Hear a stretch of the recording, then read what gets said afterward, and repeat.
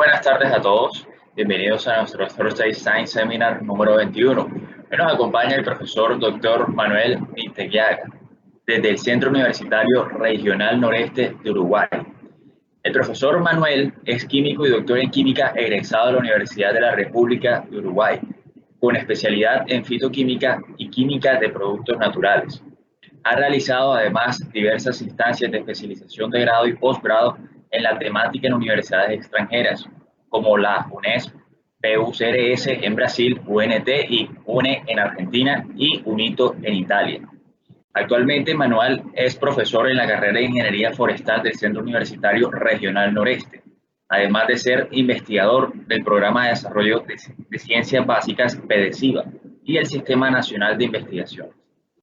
Su interés científico se enfoca principalmente en la fitoquímica de la flora nativa del Uruguay, en la búsqueda de productos bioactivos, así como en el desarrollo de metodologías analíticas para la determinación de metabolitos vegetales.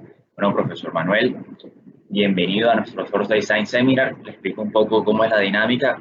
Ahora usted va a tener la palabra para hacer su charla en el tiempo que usted estipule y considera adecuado. Y al final el público va a tener un espacio para realizar sus preguntas a través del chat. Así que, profesor, bienvenido. Muchas gracias por acompañarnos el día de hoy y al público también. Bienvenido y muchas gracias por su compañía. Bueno, muchas gracias a ustedes. Es un placer de mi parte presentarles esta charla. Muchas gracias desde ya por la invitación. Yo les estoy hablando de Uruguay. Colombia es un país que estimo mucho y realmente no tengo el placer de conocerlo, pero me gustaría poder conocer en tiempo bastante breve, ahora que la pandemia está un poco más controlada. Pero bueno, lo que hoy nos convoca es, les voy a contar un poco de este título que puse en la charla, que se llama Volatilómica de Baccaris, Asteraceae, la química como herramienta para entender la naturaleza. Lo que les quiero comentar, que esta es básicamente gran parte de mi tesis doctoral. No es toda, pero gran parte, y bueno, cualquier cosa después hacia el final, me gustaría que me hicieran alguna pregunta en concreto. Bien, ¿se está escuchando correcto? ¿Sí? Supongo que sí. Sí, te escuchamos. Sí, ok, perfecto. Bueno, para ver un poquito lo que vamos a ver hoy, primero que nada les voy a pasar un poco este concepto tan nuevo de volatilómica y un poco hablar un poco del metabolismo secundario. Después, el género de plantas que nos convocas, que es Baccaris, y su fitoquímica, en español podríamos decir Baccharis también. Bueno, después los objetivos que han sido de este trabajo. Y en materiales y métodos vamos a hablar cómo se llevé a cabo esta investigación, la selección de los lugares de muestreo de las plantas, las especies que estudié, cómo hice la extracción de los compuestos, aspectos analíticos, cromatografía gaseosa, y bueno, después presentaré un poco los resultados que lo iremos viendo al avance de la charla. Quiero que sepan que, bueno, que voy a presentar, por ejemplo, aspectos como de quimioprospección, tratamiento quimiotaxonómico, de hablar un poco de quimiotipos, de monoterpenos irregulares, de variación estacional, y bueno, todo lo que tiene que ver con el dioicismo, que es la presencia de individuos masculinos y femeninos. Ahora les voy a contar un poco mejor. Bueno, como introducción, este concepto que yo le estaba comentando, volatilómica, ha sido un concepto. Hoy nosotros estamos en las eras de las ómicas y creo que a nadie escapa este concepto. Y entonces se está hablando, bueno, se habla de genómica, como todos aquellos genes que tiene un organismo, se habla de transcriptómica, se habla de proteómica y bueno, se habla de metabolómica. Y metabolómica serían todos los compuestos que un organismo puede sintetizar. Entonces le hice, esta es una publicación de Crandall en PLOS ONE, donde vincula el genotipo al fenotipo. Bueno, desde la metagenómica hasta la metabolómica, y la volatilómica es una subparte de la metabolómica, porque son todos los compuestos que una planta o un ser vivo puede emitir a la naturaleza. Y esto recién nos estamos dando cuenta del valor, porque los compuestos que una planta o un ser vivo emite al ambiente dan información no solo de su genómica, o sea, haciendo la cadena hacia el lado contrario, sino de su estado de salud, por ejemplo, o su interacción con el medio. Entonces, las implicancias de la volatilómica recién las estamos descubriendo y nos estamos encontrando, las personas que estamos con esto, con un mundo lleno de cosas que no sabemos y que cuanto más investigamos, más queda por investigar, como pasa siempre en investigación. Entonces, por ejemplo, bueno, hablando un poco, capaz que no todos conocen el concepto de metabolismo secundario. El metabolismo secundario se contrapone al metabolismo primario. El metabolismo primario es lo que se conoce como metabolismo basal. Es un metabolismo que está presente en todos los seres vivos. Por ejemplo, está presente tanto en una levadura, como puede estar presente en el ser humano, como puede estar presente en una zanahoria. ¿Okay? Por ejemplo, es toda la química de ácidos grasos, toda la química del ADN, ARN, todo eso es muy parecido en proteínas. Ahora, ¿qué pasa? Las plantas, ellas tienen una condición que no tenemos los animales, los humanos, los animales, que es que ellas son restrictas en cuanto a movimiento. O sea, esa condición le hace que tengan que valerse de un set, de un conjunto de componentes químicos para defenderse de las agresiones y para comunicarse. Si nosotros precisamos comunicarnos, por ejemplo, podemos desplazarnos sin problemas. Las plantas no, las plantas tienen que hacerlo a través de compuestos químicos. Entonces la química de las plantas es muy evolucionada en ese sentido. Es por eso que se dice que las plantas son sésiles y esta falta de movimiento hace que sea tan especial la química por atrás de las plantas. Y no solo depende del contenido genético, sino depende de las condiciones ambientales. No es lo mismo el metabolismo de una planta cuando está sometida, por ejemplo, a condiciones de estrés, a condiciones de lluvia, a condiciones de viento, a condiciones de heladas, que el metabolismo, por ejemplo, en altura, en llanos, en fin. Todo depende no solo de genética, sino de las condiciones ambientales. Y está este concepto también de semioquímicos, que es esto, son los compuestos que sirven para comunicación química. Entonces son compuestos, por ejemplo, que las plantas utilizan para comunicarse planta a planta, pero existen también compuestos que las plantas utilizan para comunicarse con insectos. ¿Y a dónde va el volatiloma? En esta diapositiva, en esta imagen, es una publicación de Heining, yo les muestro en una célula vegetal, por ejemplo, típica, cada vez que ustedes vean una nubecita, son compuestos volátiles que la planta intercambia, en este caso la célula vegetal, con el entorno. Entonces, los compuestos volátiles serían una suerte de interfase entre la célula y su ambiente. Entonces ustedes vean que dependiendo de las rutas metabólicas que nosotros tenemos, pueden ser muy diferentes los compuestos. Por ejemplo, si nosotros arrancamos aquí de los ácidos grasos, ácidos tan ubicuos y comunes como linoleico, linolénico, nos puede llegar a dar compuestos como los que se llaman volátiles de hoja verde, que son compuestos en general de 6 a 9 átomos de carbono, son aldehídos, cetonas, ácidos ésteres. Por otro lado tenemos jasmonatos, también de la misma ruta, pero las se pueden bifurcar y aquí ustedes pueden ver, por ejemplo, se pueden producir sesquiterpenos, carotenoides, bencenoides, fenilpropanoides. O sea, ¿qué le quiero comentar con esto? Que bueno, que cuando uno analiza un volatiloma, en realidad está viendo el producto metabólico de muchas rutas. No estamos viendo la parte final de la historia. Entonces, el trabajo nuestro de los químicos que nos dedicamos a esto es reconstruir la historia a partir de lo que nosotros vemos que extraemos. ¿Tá? O sea, a partir del volatiloma que nosotros estudiamos, después tratamos de ir para atrás y ver qué pasó. Entonces, podríamos ser, por ejemplo, indicativo de las condiciones que está pasando en ese momento la planta. Bien. Y ahora comentarles respecto de Baccharis, que es este género. Ustedes en Colombia también lo tienen. Es un género restricto a América. Es interesante porque Baccharis es el género más grande dentro de la familia Asteraceae. Tiene más de 440 especies seguras confirmadas, pero hay estimativas que dirían más de 600. O sea, uno la puede encontrar desde el sur, desde la zona del sur de Estados Unidos, los desiertos, hasta el sur de Argentina. Es un género muy ampliamente distribuido y que crece en muchas condiciones ambientales. Y no solo es el género más numeroso, sino que se utiliza mucho como etnomedicinal a lo largo de todo el continente americano. Diferentes grupos indígenas han justamente a través de su historia, han encontrado uso a las infusiones, decocciones para tratar malestares. En general son malestares de poca importancia, digamos, como no manifestaciones graves, pero por ejemplo problemas estomacales, problemas relacionados con gastritis, en fin, cosas así, se han se han podido llevar adelante por el empleo no medicinal. Pero aparte, Baccharis es tan importante porque presenta un carácter muy evolucionado dentro de las plantas, que es el dioicismo. El dioicismo es tener individuos masculinos y femeninos en individuos separados, o sea, tener plantas macho y plantas hembra. Las plantas, ustedes saben, tienen en general, la gran parte de ellas son hermafroditas, o sea, una flor tiene sus individuos masculinos y femeninos en la misma flor, o sea, sus órganos masculino y femenino en la misma.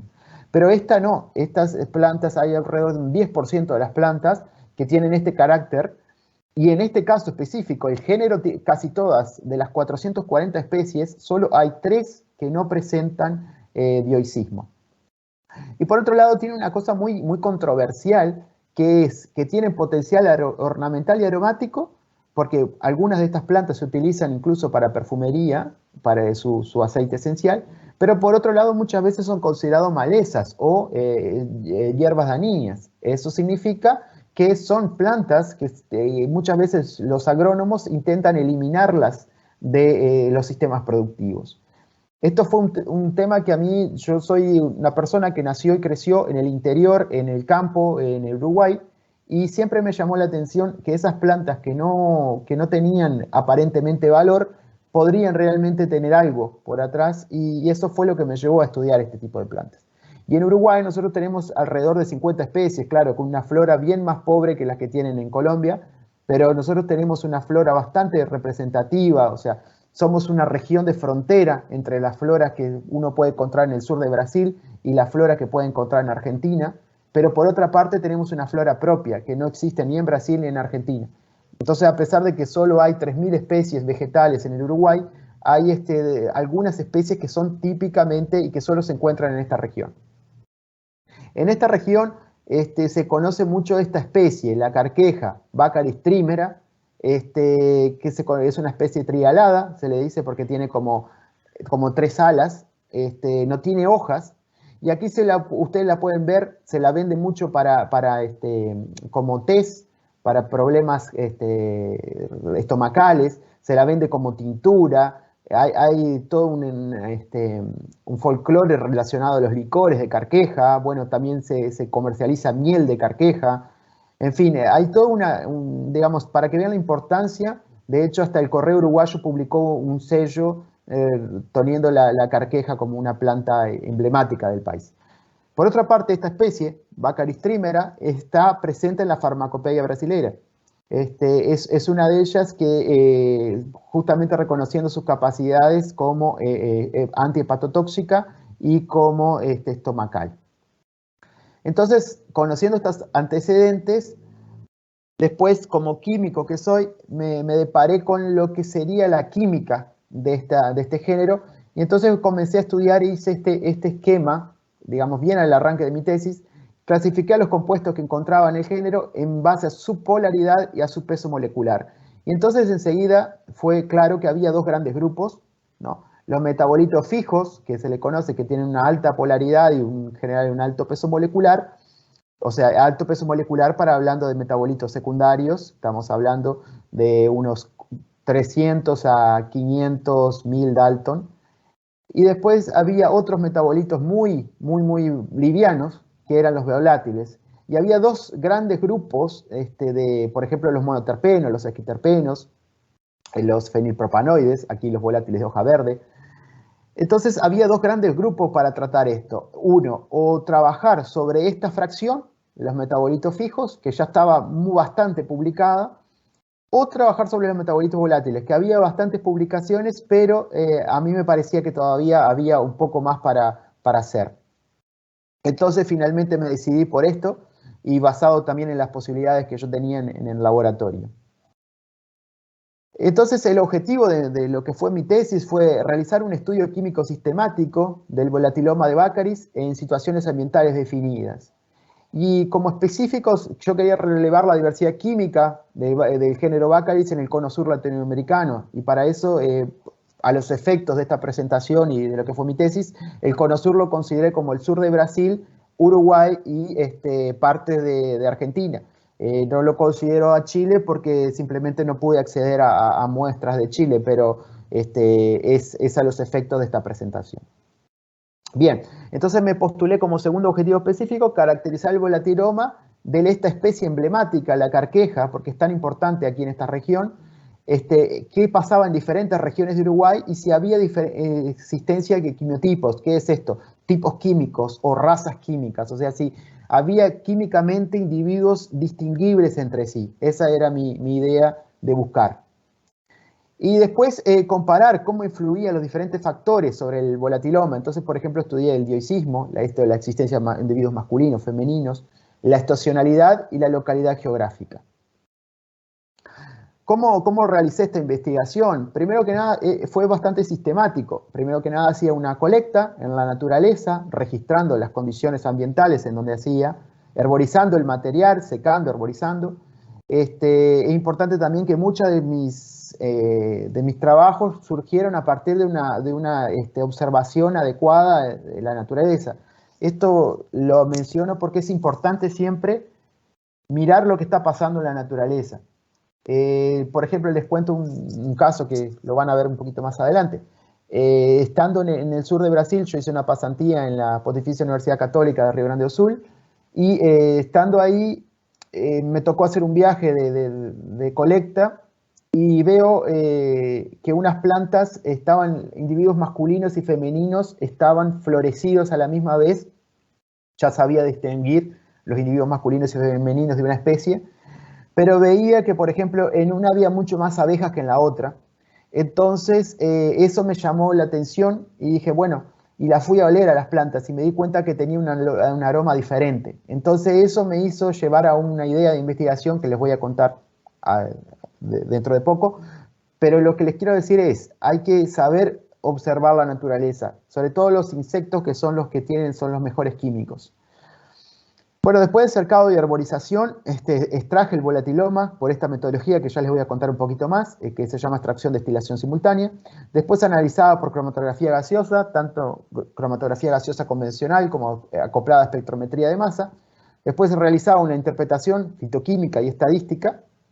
Y después, finalmente, en algunos casos usaba técnicas espectroscópicas como resonancia magnética nuclear, infrarrojo, espectroscopía de Raman, dicroismo circular, espectrometría de masas, en fin, dependiendo de las condiciones.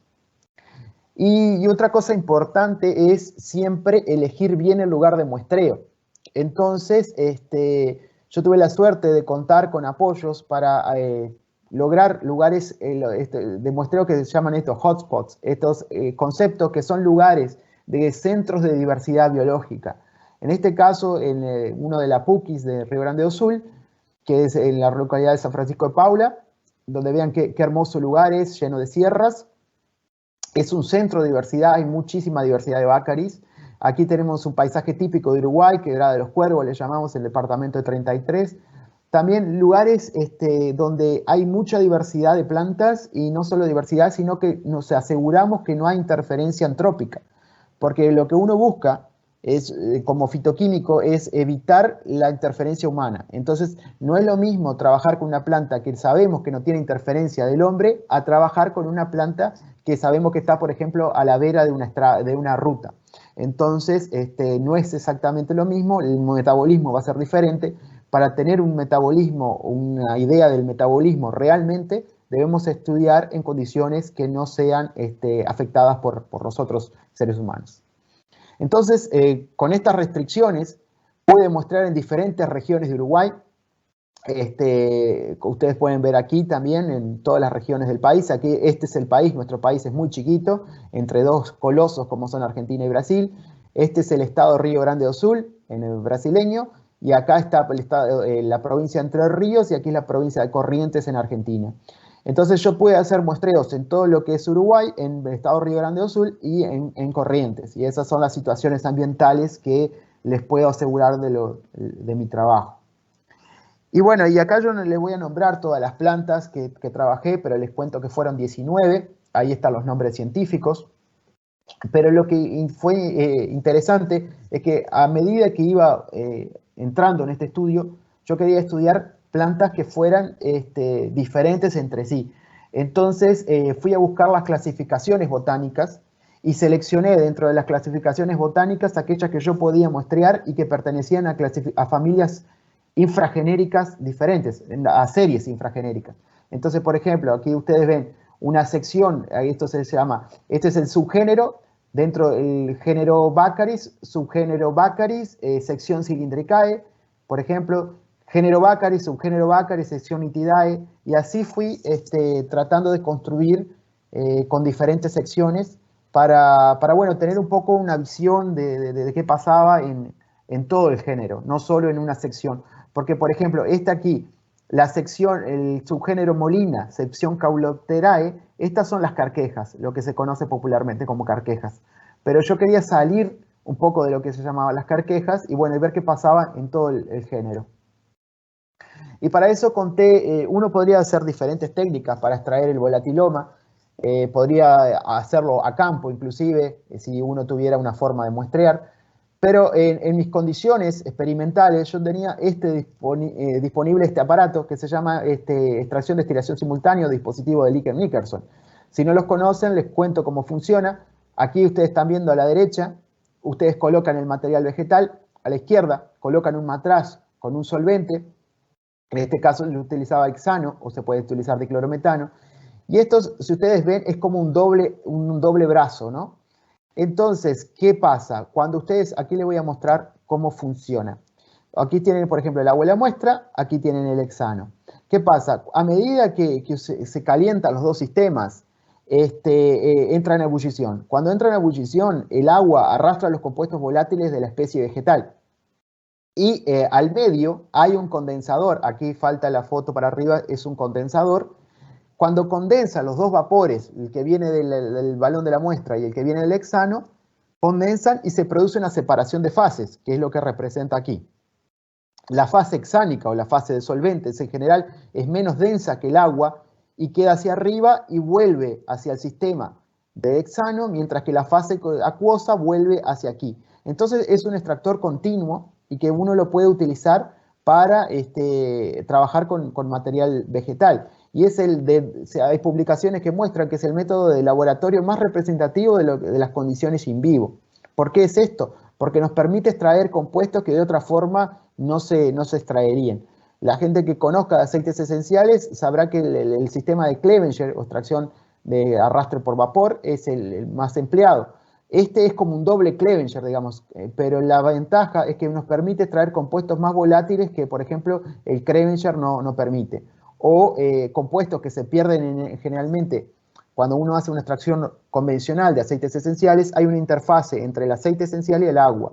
En esa interfase se pierden muchos componentes que se van al agua, mientras que en este caso no, porque los compuestos siempre van a preferir disolverse, en general son, como les mostraba hoy, son de baja polaridad y bajo peso molecular, prefieren disolverse en el hexano y el hexano recupera compuestos que de otra forma no podría recuperarlos. ¿Cómo caractericé el compuesto? Bueno, los compuestos que yo tenía, trabajé con cromatografía gaseosa, convencional, con detector de ionización de llama y con espectrometría de masas, con fase estacionaria de diferente polaridad. Trabajaba con fases poco polares o fases muy polares. Comparaba los espectros de masa con bibliotecas de espectros de masa, se hacía un análisis cualitativo simplemente por normalizar áreas, o bueno, en la mayoría de los casos hice análisis cuantitativo colocando un estándar interno y bueno, midiendo las áreas y tratando de relacionar a una concentración. Y para identificar, es importante que para identificar los compuestos no nos basta solo con comparar espectros de masa. Esto es un error muy frecuente con la gente las personas que no trabajan con este tipo de muestras, piensa que solo comparando espectros de masas nosotros llegamos a determinar qué compuestos son y no es así, porque cuando uno trabaja con volatilomas, los espectros de masa de los componentes son muy similares. Por ejemplo, los esquiterpenos, muchos de ellos tienen espectros de masas sumamente iguales. Entonces, si fuéramos a comparar solo espectros de masa, no sabríamos qué tenemos. Entonces usamos este artilugio, que se llama el cálculo de índices de retención lineal, que es simplemente un cálculo que fue publicado originalmente por Kovács y corregido por Van den Dul y Krantz. Lo que hacemos es, por ejemplo, en rojo, ustedes tienen un aceite esencial que yo estaba analizando, por ejemplo. Un aceite esencial no, un volatiloma. Y en negro lo que uno hace es analizar hidrocarburos lineales. Entonces C9, C10, C11, C12 son, por ejemplo, nonano, decano, un decano, dodecano. Y uno analiza en las mismas condiciones una mezcla de estos hidrocarburos. ¿Y para qué es esto? Porque es alguna forma de darle un valor a los componentes, digamos, que están saliendo. La interacción en cromatografía gaseosa con una fase estacionaria no es algo banal, porque indica las interacciones físico-químicas que está teniendo entre el compuesto que yo estoy trabajando y la fase estacionaria. Entonces, por ejemplo, imagínense el compuesto A, si él está saliendo en este tiempo de retención, yo creo que aquí deben saber lo que es cromatografía gaseosa muchas personas, pero si uno hace esto es abundancia en función de tiempo de retención. Por ejemplo, si este compuesto sale a este tiempo de retención, tiene un índice se calcula por esta fórmula entre 1100 y 1200. O sea, se calcula el índice de Kovács del un decano como 1100, o sea, el número de carbonos por 1000, por 100, y el carbono 12 también por 100. Y así se puede lograr, para cada compuesto se puede obtener un número, y ese número es importantísimo para nosotros compararlos con base de datos, y llegar a saber qué compuesto estamos tratando. O sea, no solo es comparar espectros de masa, sino también comparar este tipo de información. Y al fin, ¿cómo identificamos nosotros? Identificamos cruzando 4 fuentes de información. 4. El análisis en cromatografía gaseosa, espectrometría de masas apolar y la comparación de espectros de masa, el análisis en condiciones polares, el índice de retención en condiciones apolares, el índice de retención en condiciones polares, y cuando se nos juntan las 4 fuentes de información, logramos identificar el compuesto. Siempre, claro, la confirmación es solo cuando tenemos un estándar, pero con estas 4 fuentes de base de información, nosotros tenemos un indicativo bastante importante de que estamos frente al compuesto que decimos. Y bueno, y la última parte que les iba a contar de esto, de la metodología, es esta metodología que les puede resultar bastante novedosa, que es la cromatografía gaseosa olfatometría. ¿Qué es esto? Al final, ustedes tienen un cromatógrafo gaseoso aquí y tienen una persona al final de la línea. Esta persona, como está aquí, huele los aromas a medida que salen de la columna. Entonces, si yo coloco un volatiloma dado, la persona puede ver a tiempo real los aromas que están saliendo. Y esto es importante cuando la persona es entrenada. Yo en este caso conté con personas entrenadas del panel aromático del vino de la Facultad de Química de la Universidad de la República, que podían saber, digamos, estaban acostumbrados a oler vinos, entonces podían darme una descripción de los aromas de los volatilomas que yo estaba analizando.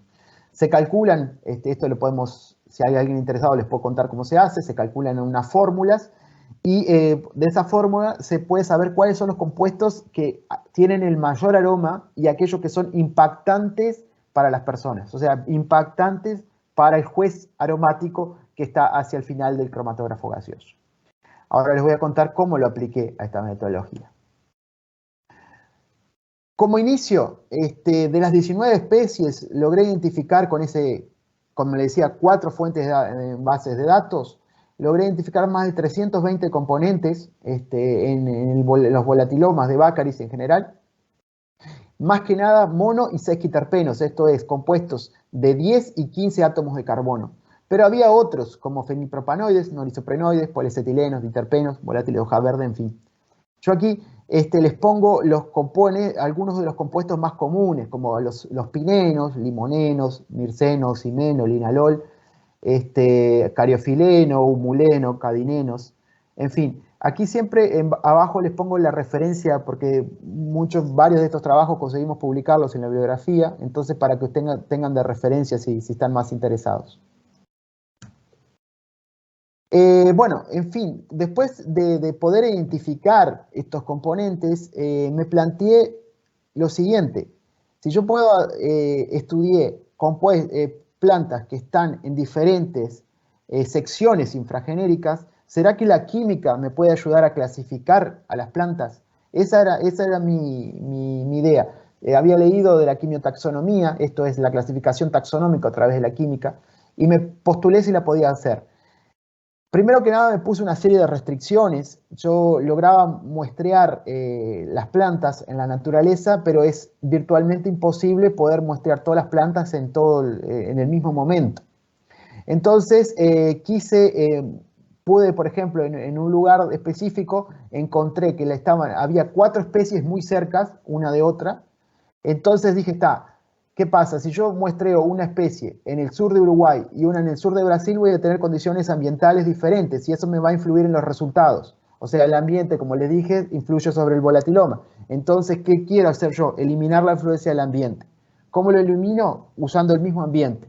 Entonces elegí un ambiente, que es en este caso el sur de Brasil, en la estación de muestreo de la estación de la Pontificia Universidad Católica Río Grande do Sul, y encontré 4 especies muy cercanas unas a otras y que a su vez pude identificarla más del 90% del volatiloma. O sea, de todos los compuestos que había de la planta que estaba emitiendo, pueden identificar más del 90%. Y no solo eso, sino que tomé los compuestos que estaban en un mayor del 1% de abundancia. ¿Esto por qué? Porque todos los compuestos que están en condiciones de trazas a veces pueden deberse digamos, a condiciones experimentales que yo la estoy obteniendo. Por ejemplo, me puede influir las condiciones de muestreo y las condiciones las condiciones de extracción. Entonces, para eliminar todo eso, me tomé los compuestos mayoritarios. Y entonces me quedé con 4 especies que cumplían estas condiciones, que eran Baccharis uncinella, Tridentata, Trimera y Milleflora. Hice la composición, no tiene sentido mostrársela porque son muchos compuestos, pero acá les resumo simplemente en grupos de compuestos. ¿Tá? Y lo que es importante, que hice una clasificación multivariada. Entonces, cuando hice una clasificación multivariada, más del 80% de la varianza fue explicada. Entonces hubo 2 grandes grupos. Uno aquí, que es el Baccharis tridentata, y otro aquí que tenía a estos compuestos, a estas plantas. Y después crucé los vectores. Entonces, ¿cuáles compuestos me indicaban la planta? Entonces, por ejemplo, la presencia de Baccharis tridentata en este lugar se debían a estos compuestos, en general acetato de bornilo, en general los pinenos. La presencia de Baccharis trimer acá arriba se debía a compuestos como el palustrol, el edol, y así fui viendo cuáles de ellos podían ser como quimiomarcadores de la especie. Si bien no que ser compuestos únicos para aquella especie, por lo menos que me describían a la especie como para separármela del resto. Y después hice un análisis por dendrograma y interesante, muy interesante, que cuando comparé eso con la clasificación taxonómica, yo esperaba que me dieran las especies más relacionadas, según lo que los botánicos dicen por la taxonomía, esperaba que me dieran más relacionadas según la química. Pero no fue así. Entonces la especie, por ejemplo, vean esta, Baccharis milleflora, estaba más lejos de Baccharis trimera, estaba más cerca de Baccharis uncinella, que supuestamente pertenece a otra sección. Entonces, bueno, primero llegué al concepto de que, bueno, con estas pocas, mi base de datos era muy restricta y yo no podía hacer una base de datos tan grande, digamos, no podía mostrar a todas las plantas en las mismas condiciones y en diferentes condiciones. Imagínense que, por ejemplo, esto yo lo hice en una condición puntual en el sur de Brasil, pero ¿qué hubiera pasado si lo hubiera hecho en el nordeste de Argentina? Hubiera sido seguramente diferente, o algunas especies tal vez no hubiera estado. Entonces, no reflejaba las relaciones taxonómicas y me di cuenta que de repente era por esto, porque la base de datos era insuficiente. Entonces, mi tutor de doctorado me sugirió usar datos de bibliografía para eso, para tratar de entender un poco lo que estaba pasando, hacer una curaduría de los datos de bibliografía y ver qué estaba pasando. Entonces, la especie que conseguí, que estaba, digamos, que está más presente en nuestra región, en el cono sur latinoamericano, es Baccharis trimera, por ejemplo, porque algunas de las otras especies que les nombré recién solo estaban en el sur de Brasil. Entonces no tenía sentido seleccionar una especie que estaba en el sur de Brasil si yo no podía comparar con la situación de Uruguay. Entonces seleccioné esta especie, Baccharis trimera, y la muestré en 9 condiciones diferentes de Uruguay y del sur de Brasil. Aquí ustedes la están viendo. Y les hago especial atención que miren esta muestra 9 de San Francisco de Paula, de Río Grande do Sul. Primero que nada, hice una identificación del volatiloma. Detecté en esta especie 150 compuestos, 79 de los cuales no habían sido reportados con anterioridad, incluso familias de compuestos. ¿Por qué en este caso yo detecté estos tipos de compuestos? Porque utilicé algunas técnicas que no se usaban en bibliografía, como es la cromatografía en columna antes del análisis por cromatografía gaseosa. Entonces eso me hacía ver muchos compuestos que estaban a nivel de ultratrazas o trazas que otras personas o otros investigadores no habían conseguido ver. Entonces detecté, por ejemplo, por primera vez estos compuestos que son norisoprenoides de 9 átomos de carbono. Este trabajo fue publicado. Y lo que yo les comentaba, ¿por qué no usar los datos de bibliografía? Entonces, usé a Baccharis trimera como esta fuente de información. Los traje, traté de buscar datos de bibliografía. Hice curaduría de los datos para que la extracción siempre fuera por destilación, que el análisis siempre fuera por cromatografía gaseosa y que los componentes tuvieran un mayor del 5%. O sea, tratar de eliminar las características de lo que es típico de la metodología y quedarme con lo grande, quedarme con lo que es, digamos, la manifestación del volatiloma de la planta.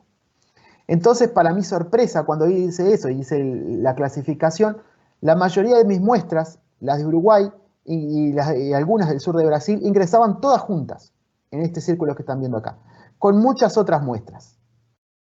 Mientras que había una, que esta, la de San Francisco de Paula, que estaba muy separada, ¿tá?, del resto.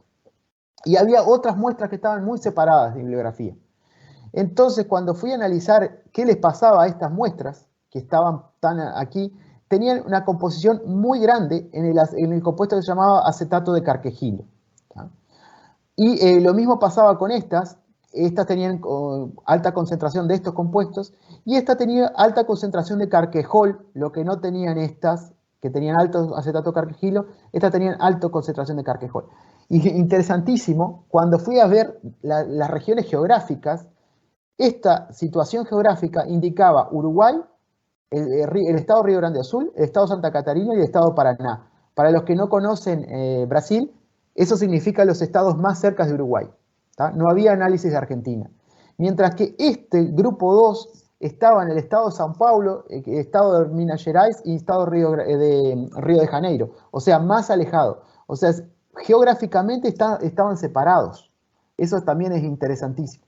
Sin embargo, la muestra 9, que es la que yo mostré en el sur de Brasil, también estaba en este grupo que supuestamente estaba separado. O sea que puede ser una región de que están las dos razas químicas se están cruzando. Y había compuestos en bibliografía, o sea, muestreos en bibliografía, que no me correlacionaron con ninguno, que puede llegar a ser que estos sean muestreos realmente que la especie estaba mal identificada, porque hay un problema muchas veces de taxonomía.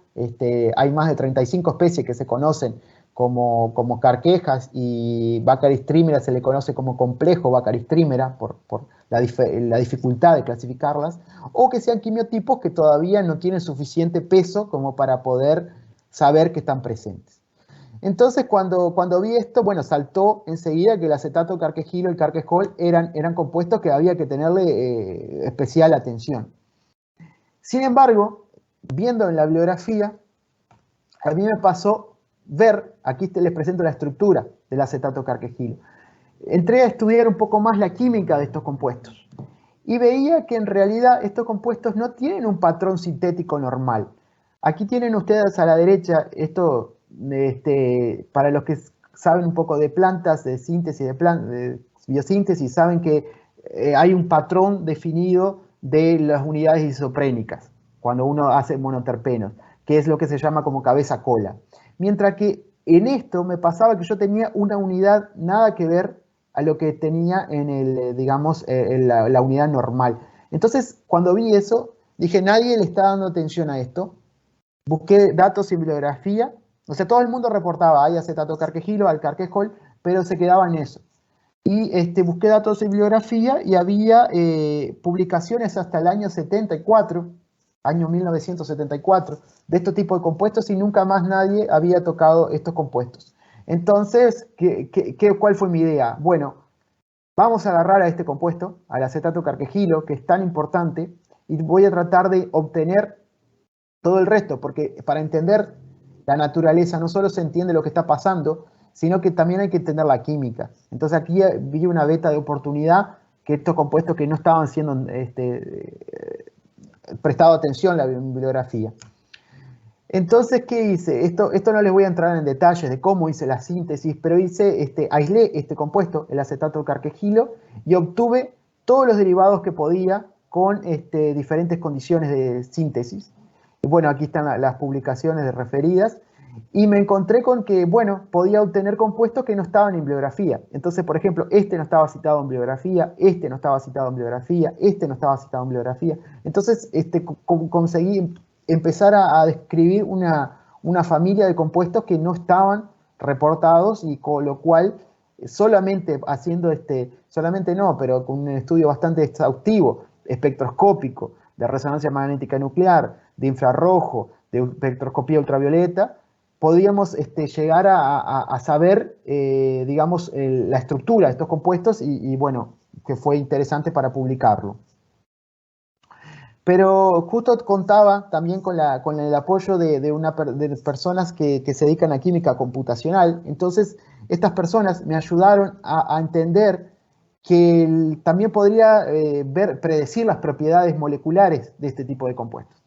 Entonces, tomamos a estos compuestos y hicimos modelado y pudimos ver los conformeros más estables en diferentes condiciones, en solución acuosa, en fase gaseosa, en fin, y podíamos llegar a entender cómo se comportaban estas moléculas, y lo cual era muy interesante porque pasamos de lo que era una planta a entender cómo se estaban comportando las moléculas, lo cual fue muy, muy interesante para mí.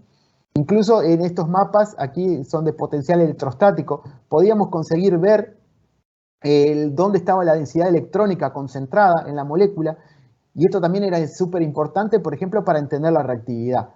Todas estas informaciones no estaban publicadas, entonces fue importante porque, bueno, de alguna forma pudimos utilizar a las plantas para llegar a este tipo de información. Esto fue como un paréntesis dentro de mi tesis. O sea, yo estaba estudiando las plantas, pero encontré una beta en este tipo de compuestos y me metí en ella porque, bueno, claramente yo soy químico y quería llegar a esto. Pero bueno, no solo eso hice, también estudié un poco cómo la estacionalidad influye sobre el volatiloma. Entonces, para eso conseguí, no es fácil conseguir que una planta esté totalmente estable durante un año. ¿tá? No lo conseguí para Baccharis trimera. Es una especie que, por ejemplo, en el invierno ella se queda como ennegrecida. Entonces, no era muy estable. Y conseguí para esta otra especie, Baccharis dracunculifolia, y me interesó entender cómo variaba el volatiloma a lo largo del año. O sea, volviendo a la parte, ya dejando un poco los monoterpenos, volviendo a ver qué pasaba con las plantas. Y aquí que me encontré una cosa interesante, que el volatiloma varía completamente a lo largo del año. Entonces, yo lo sospechaba, pero aquí lo confirmé. Entonces, por ejemplo, si uno veía alguno de este tipo de compuestos, en junio, en una etapa de prefloración, tenían el máximo de esos compuestos. ¿tá? Y si yo estudiaba otros tipos de compuestos, otros hidrocarburos también, en junio tenía el máximo en esa etapa de prefloración. Entonces yo pensé, bueno, todos los compuestos tengo el máximo en prefloración, error, hay algunos compuestos que no, hay algunos compuestos que están más en floración. En este caso, por ejemplo, me pasó los monoterpenos oxigenados, algunos estaban mucho más en esta fase, en esta época del año era floración, y estaban mucho más en floración que en otra época del año, y había otros que no tenían nada que ver con floración o no, simplemente que en otras épocas del año estaban concentrados. O sea, el volatiloma no es una cosa estática. El volatiloma es altamente dinámico, está cambiando. Yo, una cosa que les tengo que decir, que estos muestreos yo siempre lo hacía a la misma hora del día, todos los meses del año. ¿Por qué? Porque de esa forma me evitaba la influencia del ritmo circadiano. El ritmo circadiano, o sea, la ocurrencia de las diferentes horas del día, influye sobre el volatiloma. Entonces, para evitarme eso, yo siempre muestraba a la misma hora del día. Entonces, esto me eliminaba esa influencia. Y obviamente la misma condición ambiental. Y bueno, esto para otros compuestos pasaba cosas parecidas. Y entonces me llevó a pensar, bueno, si no, estoy realmente cuando uno estudia el dioicismo, perdón, cuando estudia el volatiloma, uno tiene que ver la pintura completa. Porque si yo muestreo una planta en un momento, sé lo que pasa en ese momento. Es como si le saco una foto, pero no sé qué le pasa después. Entonces tengo que ver esto. Hoy en día ese es mi pensamiento. Si yo voy a estudiar una planta, no la estudio una sola vez, la estudio en varias épocas del año porque estoy esperando que haya una variación del volatiloma. Y ya para ir a la parte final de mi presentación, les voy a comentar lo que me pasó con respecto al dioicismo. También estudié la presencia, qué pasaba en la química de los individuos masculinos y femeninos en las mismas condiciones, planta creciendo lado a lado, un individuo macho, un individuo hembra. ¿Qué les pasaba? Bueno, la química era esencialmente idéntica. Aquí ven cromatogramas donde ven, este es F, el rojo, son individuos femeninos, en azul son los individuos masculinos, exactamente los mismos compuestos. ¿Tá? Entonces, eso ya estaba reportado en bibliografías, que muchas veces las plantas machos y hembras tienen los mismos compuestos. Pero había algo que a mí no me cerraba, que tuvieran los mismos compuestos, que era por qué si tenían los mismos compuestos, olían diferente. Porque el aroma del individuo macho era muy diferente al aroma del individuo hembra.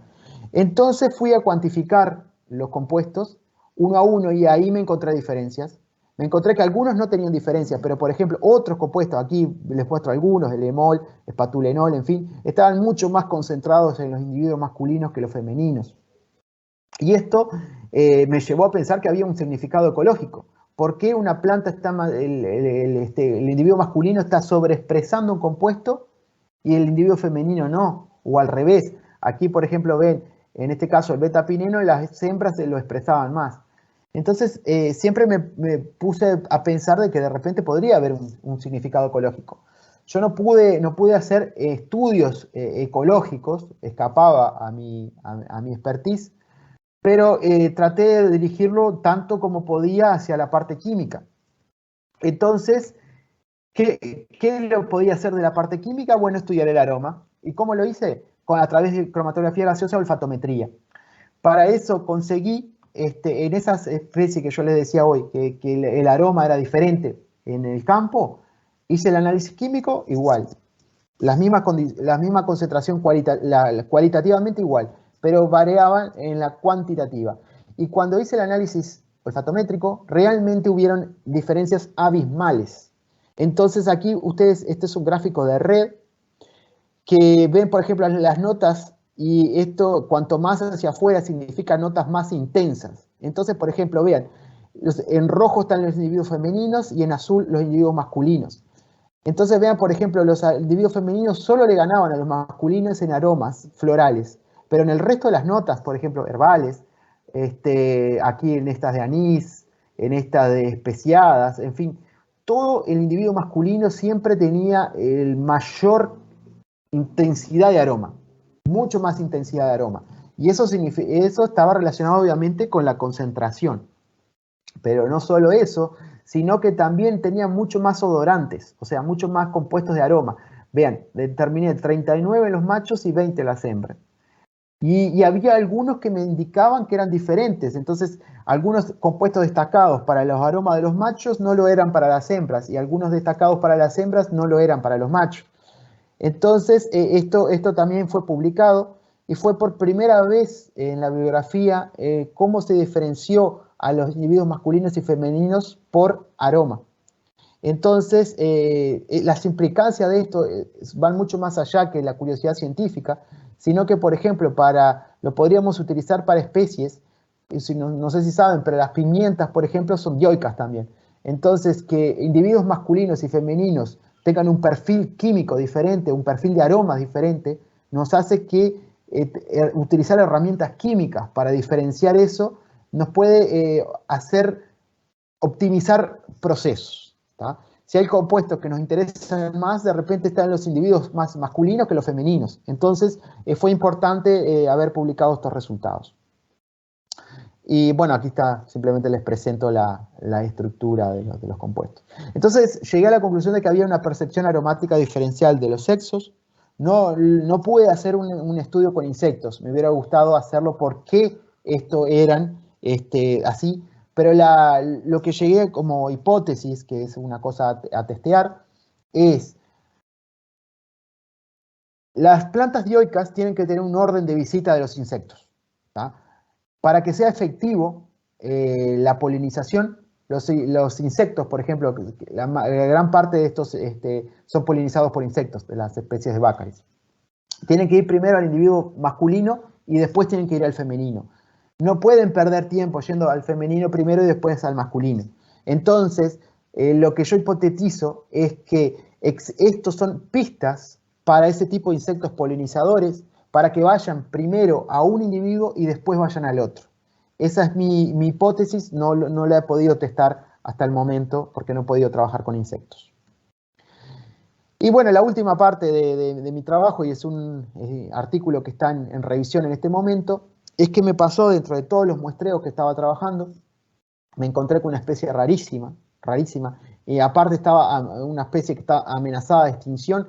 Esta forma parte de las especies que yo le decía que son típicas de la flora uruguaya. Bueno, esta es una de ellas. La mayor parte de las plantas que yo estaba estudiando podía llegar a identificar el volatiloma entre 85 y 90%, en algunos de los casos hasta 99%. Nunca llegué a 100%. Pero en esta especie solo pude identificar entre 10 y 21% dependiendo de la época del año que hacía el muestreo. Y cuando hacía la comparación de espectro de masa, nada que ver, no me daba nada, igual con nada. Hacía comparación de índices de retención, no me daba igual con nada parecido. La primera cosa que me llevó a pensar de que podían haber compuestos del tipo de poliacetileno fue que este pico daba 97% de similitud con este compuesto. Y aquí la importancia de utilizar índice de retención lineal, porque si yo solo hubiera utilizado espectros de masa, me hubiera dicho que este pico correspondía a este compuesto, y no era así. No fue así. O sea, al principio pensé que era, pero después me di cuenta que no. Entonces, gracias a mi tutor de tesis, tuvo la idea, ¿por qué no le hacemos infrarrojo directo al aceite? Y lo hicimos, y apareció clarísima una vibración del triple enlace carbono-carbono. Esto ya fue indicativo de que teníamos poliacetilenos. Hicimos espectro ultravioletas y apareció esto. Múltiples bandas, 9 bandas diferentes, indicativo, indistinguible, importantísimo de que estábamos teniendo poliacetilenos en la muestra. ¿tá? Entonces fuimos hacia esa parte, hacia pensar que eran poliacetilenos. Y bueno, cuando estábamos pensando en poliacetilenos, entonces nos valimos de una planta que sabíamos que tenía poliacetilenos, que es esta, se llama Conisa bonariensis, se conoce como hierba carnicera y crece en esta región, y aislé un compuesto de poliacetileno de esa planta, le hice RMN, le hice infrarrojo, le hice Raman, le hice toda la espectroscopía, lo pude elucidar y utilicé la información. Para mi sorpresa, ese compuesto estaba en esa especie que yo llamaba Baccharis palustris. Este compuesto que se llama éster de la Gnophyllum, vean aquí, tiene un triple enlace aquí, otro triple enlace conjugado a un doble enlace, y aquí conjugado al carbonilo de un éster. No solo que estaba en el volatiloma de la planta rara que yo tenía, este compuesto, sino que los datos que yo puedo obtener de espectroscopía aquí me sirvieron para poder trabajar sobre el volatiloma de la otra especie. ¿Y por qué esto era tan importante?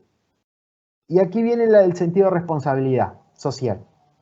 Esta especie que yo les muestro acá, Baccharis palustris, está en altísimo riesgo de extinción.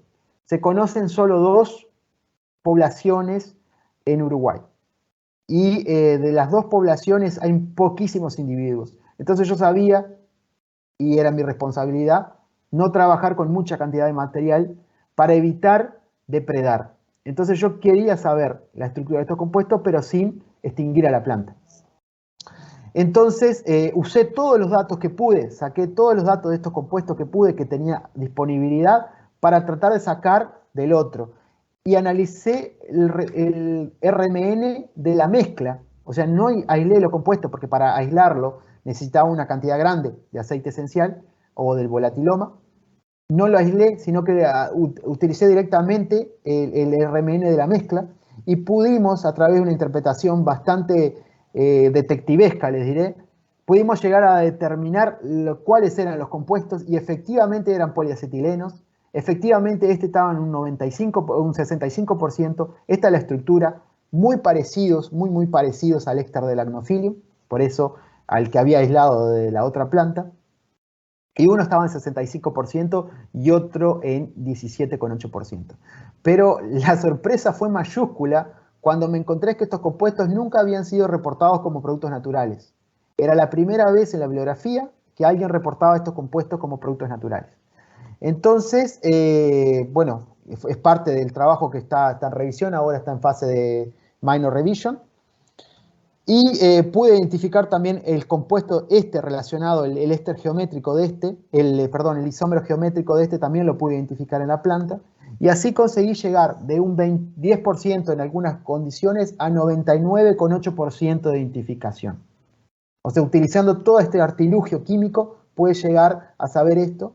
Y lo más importante, pude llegar a saber que hay una planta con un volatiloma que no es nada que ver al resto, no es nada que ver. Y digamos, eso es importantísimo para tratar de preservar a la especie. Actualmente les debo contar que estoy haciendo gestiones ante el Ministerio de Ambiente del Uruguay para ver si se puede proteger a esta especie. Bueno, les presento por último las conclusiones de lo que ha sido el trabajo que les presenté. Bueno, caractericé químicamente el volatiloma de las Baccharis, pude lograr mi objetivo, estudié 19 especies, identifiqué más de 320 compuestos, hice un tratamiento quimiotaxonómico, lo vi en diferentes condiciones ambientales. Realmente me saqué las ganas de poder hacer lo que yo quería y vi una enorme variabilidad, o sea, mucho más de la que yo me esperaba. Identifiqué posibles quimiotipos para la carqueja, para Baccharis trimera, que esto no estaba en la bibliografía. Estudié los monoterpenos irregulares de Baccharis trimera y obtuve compuestos nuevos para la ciencia que no habían sido obtenidos hasta el momento. Realicé un estudio de la estacionalidad del volatiloma de Baccharis durante un año y pude ver que hay una variación, o sea que uno no tiene sentido estudiar solo en una condición, sino que tiene que estudiarlo, hacer el seguimiento. Estudié que el dioxismo tenía una influencia muy grande sobre el aroma, sobre la composición, y esto fue importante porque tampoco nadie se había dedicado a este tema. Y identifiqué compuestos poliacetilénicos nuevos para la ciencia y nuevos como productos naturales. Entonces esto fue algo bastante, aparte incluso una especie altamente amenazada, o sea que cerró el combo total. Y por último, yo les quiero dejar simplemente una frases son mías, pero que es como yo me siento. Después de hacer todo este trabajo y que lo sigo continuando, porque hoy en día, ustedes saben, la música debe continuar, entonces yo hice todo este trabajo para mi doctorado, pero hoy en día tengo mis estudiantes, entonces estoy siguiendo este trabajo a través de ellos y bueno, y aprendiendo, ¿no? Siempre aprendiendo. Y estas reflexiones que, bueno, uno ve una hoja, a mí me encanta esta planta, esta foto, porque indica cómo las plantas crecen. Vean aquí, es una Baccharis, esta es Baccharis granculifolia, pero ella crecía en un ambiente que estaba casi todo seco, perdón, que estaba casi todo seco. Entonces las plantas crecen donde a veces el resto no crece. Entonces, ¿por qué una planta crece y por qué otras no? Bueno, entonces intentemos entender. Lo que yo como me siento hoy en día, como les puedo decir que en la paréntesis de una hoja se esconde un mundo tan complejo que no nos daría la vida para entenderlo. ¿Por qué pasan? ¿Por qué en este momento? A mí hoy me pasó en el laboratorio, de ver una planta que no esperaba, estaba analizando una planta, me dio un compuesto que no lo esperaba, en fin. Lo he analizado, no sé decirles, 40 veces, la primera vez que me dio un compuesto así. Siempre hay una cosa que no se nos escapa, y cada vez que se extingue una planta, sin que la podamos estudiar, yo pienso así, en este momento yo les presenté una planta que yo estudié, que está con peligro de extinguirse, pero ¿cuántas se han extinguido sin poder estudiarla? Imagínense lo que hemos perdido. Perdimos de saber el volatiloma, pero perdimos de saber todo, la genómica, la transcriptómica, perdimos de saber si realmente nos podrían haber servido los compuestos que tenía, perdimos mucha información. Entonces cada vez que una planta se extingue y no la podemos estudiar, es como si una parte de nosotros se extinguiera. Y ténganlo por seguro que para salvar el mundo, bien como estamos hoy en día, con la alta, cada vez más efecto invernadero, cada vez más polución, para llegar a salvar el mundo, la solución va a depender siempre de las plantas. Las plantas son el eslabón principal y predominante para que todo exista la vida en la Tierra. Entonces, yo creo que las plantas tenemos que aprender a conocerlas y a respetarlas, a observarlas, a quererlas, a cuidarlas y a admirarlas. Por último, yo les quería mostrar un poco para conocernos, para que nos conozcan dónde nosotros estamos. Este es un mapa de Uruguay. Este es el departamento de Tacuarembó. Aquí en esta parte aquí sería la frontera con el Brasil, aquí sería la frontera con Argentina. Nosotros estamos casi en la frontera con el Brasil, en una región que es el mayor departamento del Uruguay. Una región que está caracterizada por estas topografías que se conocen como cerros chatos. Este es el pago más grande del país, como le dicen. Este es el campus de la Universidad de la República desembarcó aquí recién en el año 2015. Yo llegué a integrarme al plantel docente en el 2019, así que estoy, digamos, haciendo como mis primeras armas en la universidad aquí en Tacuarembó, después de haber recorrido, bueno, diferentes lugares. Y bueno, estamos abiertos a colaboraciones. Esto es la entrada a nuestro campus. Estamos abiertos a colaboraciones y, bueno, quiero agradecerle a los doctores Eduardo de la Casa, Eduardo Casel y César Catalán, que fueron algo así como mis tutores, y más que tutores, mis amigos, para llevarme a hacer adelante este trabajo, que me apoyaron y me creyeron en este trabajo. Hubieron de las personas que no creyeron, hubieron personas que sí creyeron, ellos fueron de los que creyeron. Y les quiero agradecer en particular aquí el comité organizador del Thursday Science Seminars, al doctor Carlos Snor, que es uno de esos grandes amigos que uno encontró en la vida.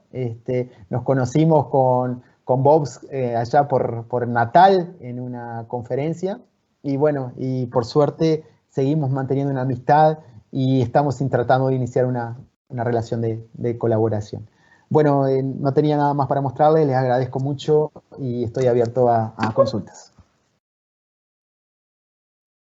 Bueno, profe, muchísimas gracias por su charla, muy interesante su tema de investigación.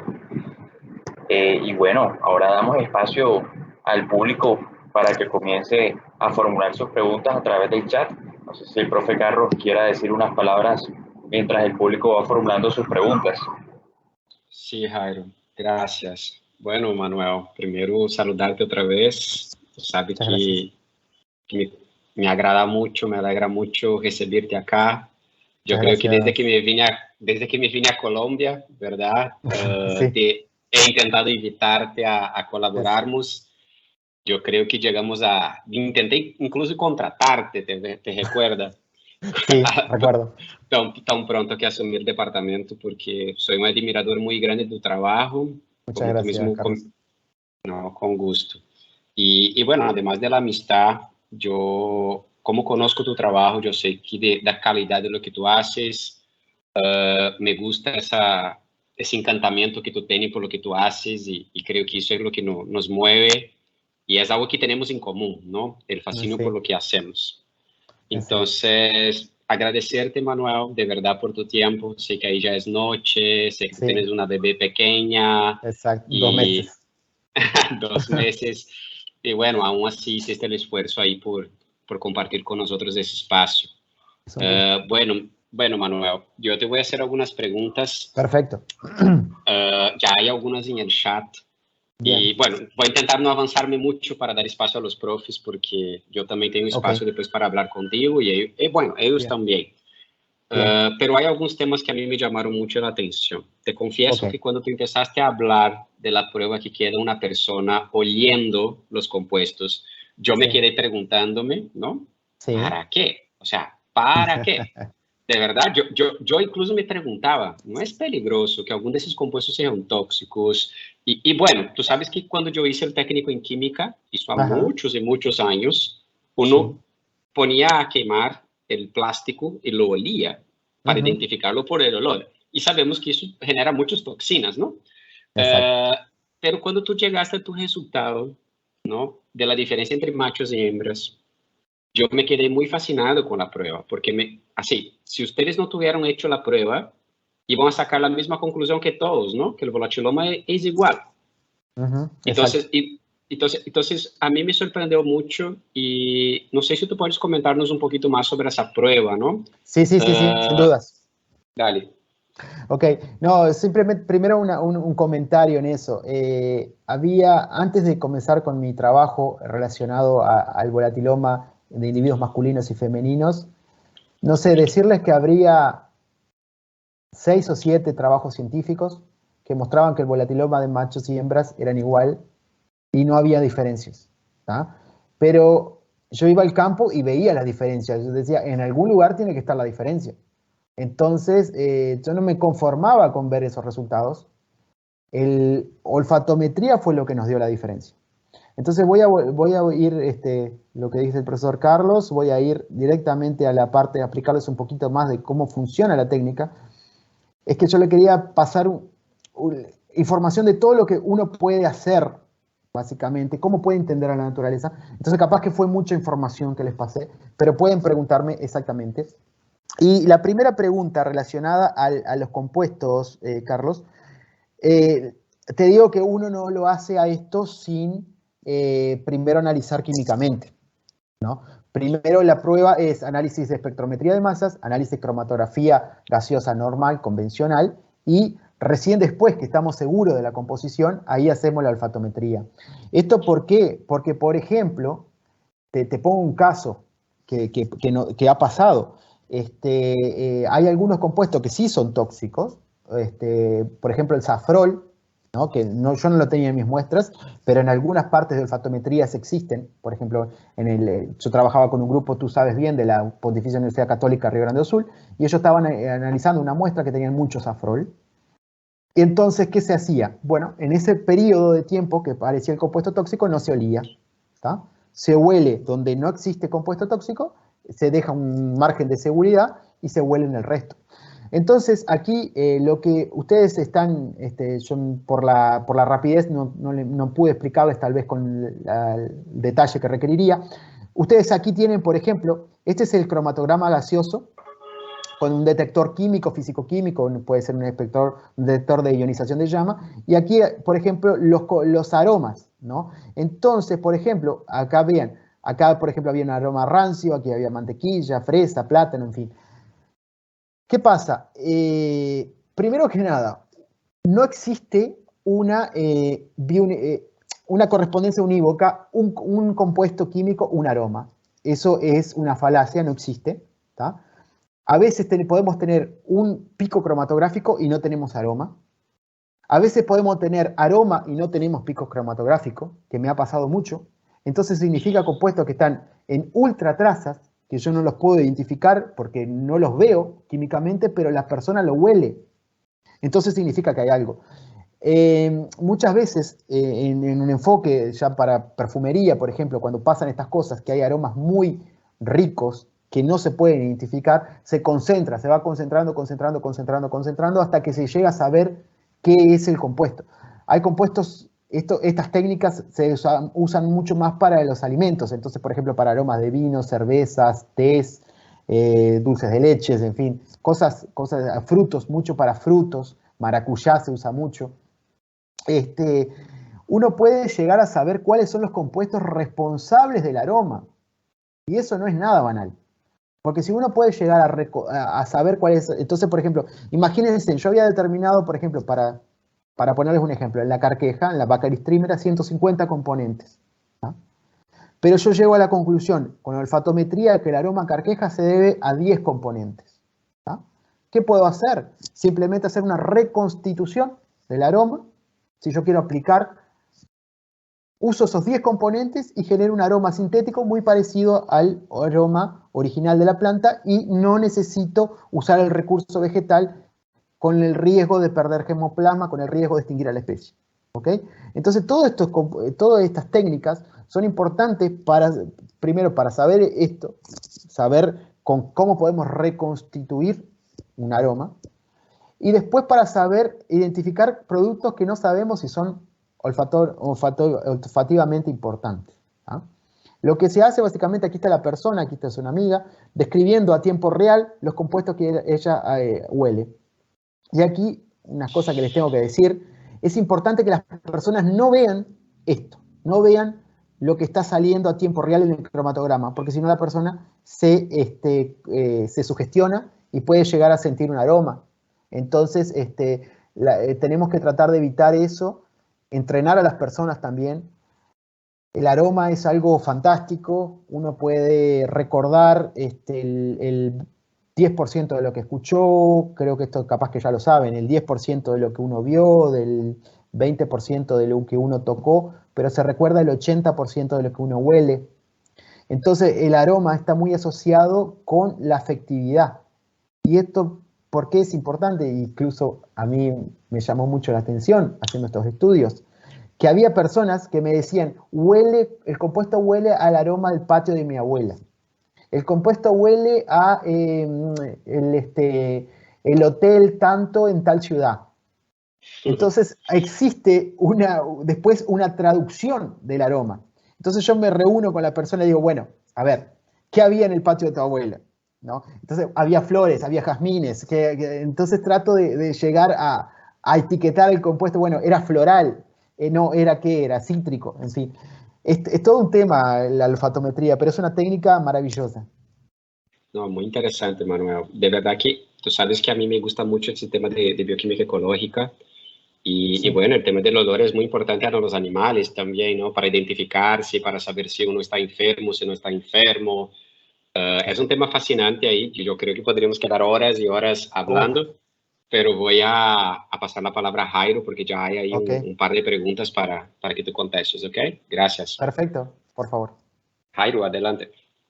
Okay, por acá el profe Tolosa también tenía una pregunta. Profe Tolosa, adelante. Buenas noches, profesor Manuel. Buenas la noches, verdad, felicitaciones por ese trabajo. La verdad, se ve que es mucho y mucho trabajo. Yo vi sobre todo en la parte de las técnicas analíticas que usted utilizó, digamos, de todo. Desde la parte de cromatografía, acoplada a masas, de la parte de cromatografía de gases, hasta la parte de espectroscopía, toda la parte ultravioleta, infrarrojo. Y yo quería preguntarle, yo sé que es difícil por la cantidad de compuestos llegar a identificar. Exacto. ¿Cuáles fueron como esos problemas que usted encontró al momento de identificar los compuestos? Bien, muchas gracias, profe Tolosa, por la pregunta. Mire, como le digo, la dificultad mayor es la separación analítica en cromatografía gaseosa, porque llegar a identificar, hay unos ejemplos muy lindos. Ustedes en Colombia tienen una persona que es fantástica, que es Elena Stallenko, que está en Bucaramanga, que es una apasionada, y ella muestra muchas veces el perfil de una misma planta con el paso de los años. Y no es que la planta haya cambiado, sino que cambió nuestra técnica analítica.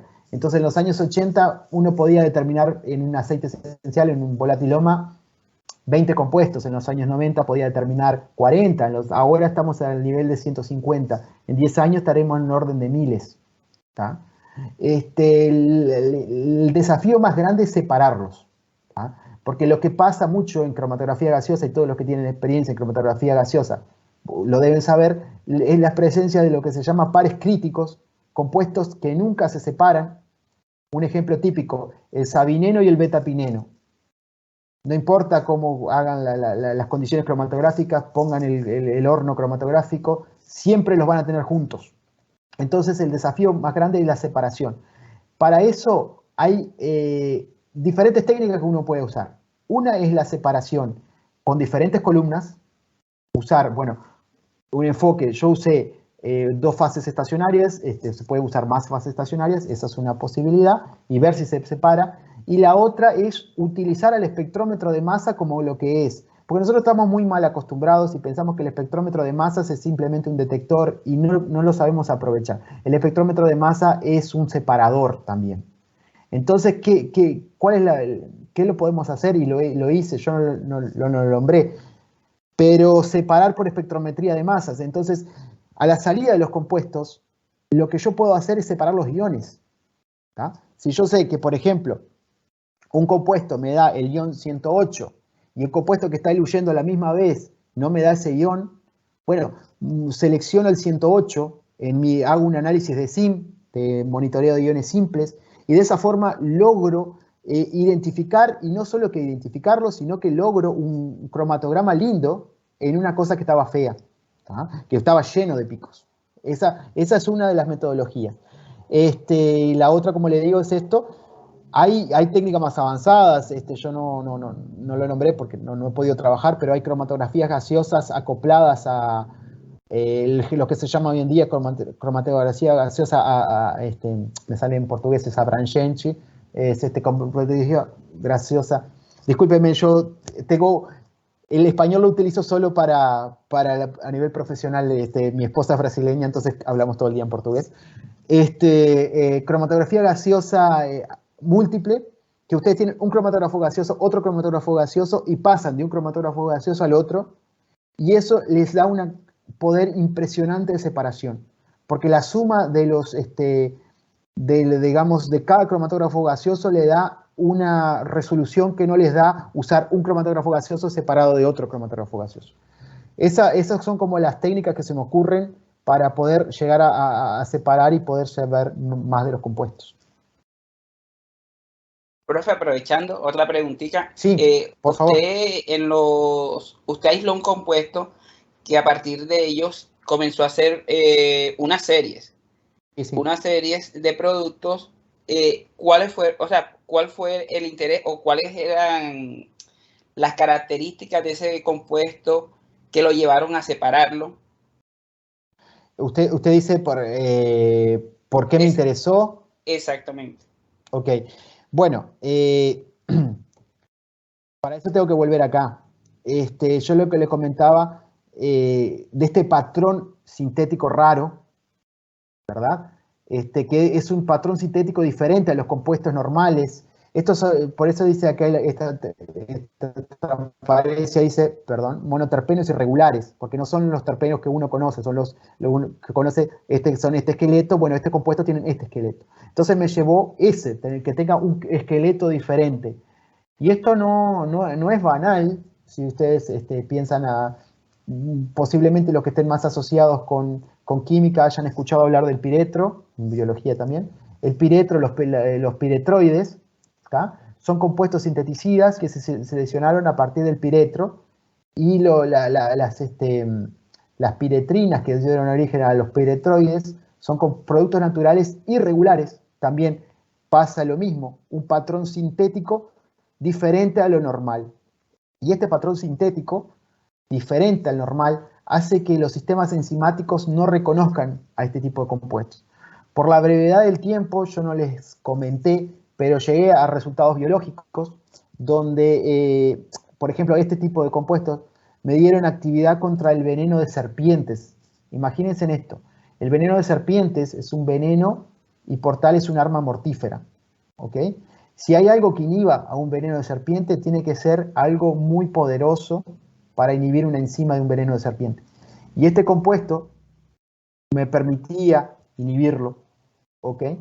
Entonces, la actividad biológica de estos compuestos es algo que nosotros estamos empezando a entender. Tenemos algunos experimentos que estamos en curso y realmente le puedo decir que el interés va por ese lado, porque al tener una química diferente hace toda la diferencia.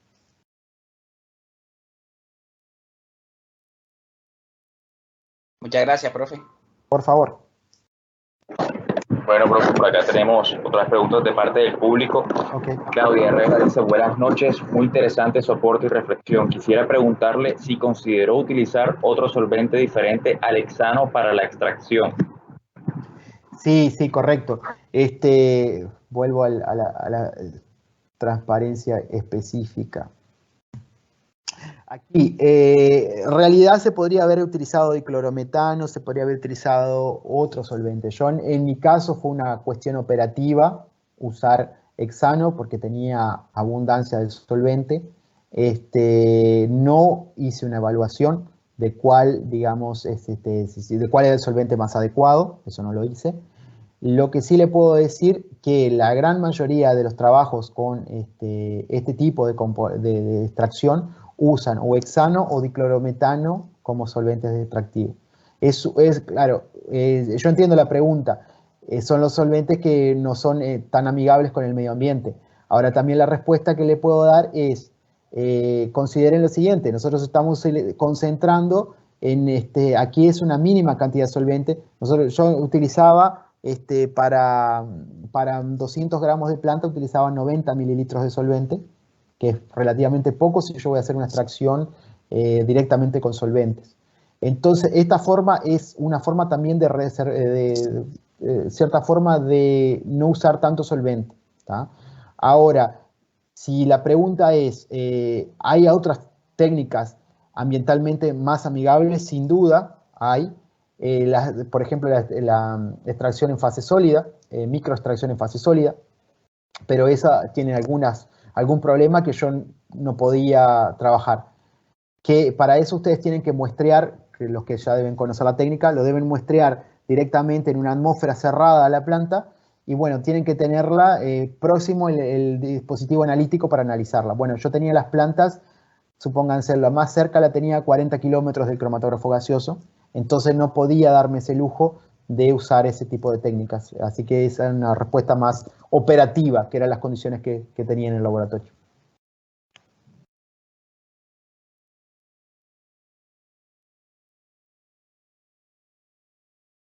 Profe, por acá Sí. también tenemos otra, gracias por su respuesta. El profesor Henry Núñez dice, según la última parte de tu presentación, se puede entender que en aplicaciones cosméticas se tiene presente si las componentes utilizadas provienen de un volatiloma de individuo masculino o femenino. ¿Pasa lo mismo con las aplicaciones farmacológicas o en este caso no es relevante? Gracias, excelente trabajo. Sería bueno hacer ese estudio en una zona tropical. En Colombia, ustedes esto tienen que hacerlo ya. Excelente pregunta. Hay un reporte del año 2013 en Phytochemistry, que es una revista que es bastante importante en el área de fitoquímica, que muestra que dicen que el dioicismo es lo desconocido. No lo desconocido, el dioicismo ha sido subestimado a lo largo del tiempo. Entonces nos estamos dando recién cuenta de las implicancias, ¿bien? Entonces claramente debe haber una diferencia entre los individuos masculino y femenino a nivel farmacológico.